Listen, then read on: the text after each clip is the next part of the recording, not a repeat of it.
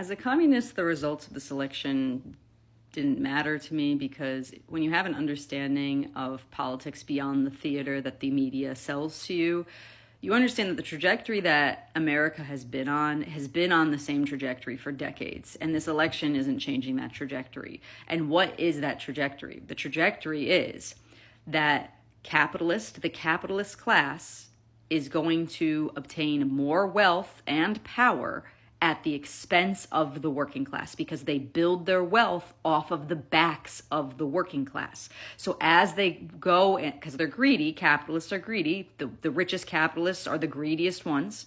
They're going to want to obtain more and more and more power. And that to obtain that power, they're going to have to siphon more and more and more value out of the working class, right? It is a parasitic relationship. You can imagine it as capitalists, as little ticks feasting off of the labor value, the blood value of the working class, right? And it's never enough for them. They always have to siphon more and more and more blood. So the more blood they take from you, the worse off as a class, working class people are going to be, and our material conditions are going to continue to deteriorate while capitalists become richer and richer. And if you don't believe me, look at the wealth inequality in this country. It has never been higher, right? It's higher than it was during the start of the French Revolution.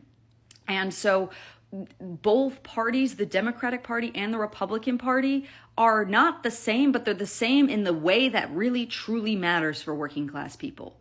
And that is that they serve the interests of capitalists. They do not serve the interests of the working class. They never have, and they never will. And when they have the choice, both parties, when they have the choice of pushing rightwards towards fascism or pushing leftwards towards socialism and communism, they will always choose fascism because fascism does not threaten the interests of the richest capitalists in the class. And it directly threatens their interests if you push leftwards towards socialism, because leftwards towards socialism is freedom for the working class from the parasitic relationship of the capitalist class feasting off of our value that we create with our labor. And the only way out of this parasitic relationship is to get the working class to extract the tick that's feasting off them.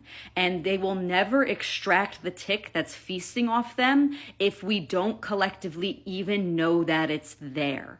So step one is gaining class consciousness and helping other working class people see the tick that is extracting and the labor value out of them, that is making their life more miserable, because it is a parasitic relationship. They are taking from you and not giving anything back, okay?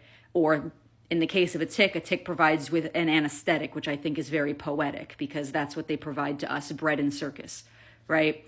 And so anyway, that if you're all doom and gloom today, go ahead, go feel the feelings you need to feel, okay? But understand that this election result ultimately does not change. The trajectory is where it's always been going anyway, until the working class collectively understands who is exploiting them and how they are able to do it.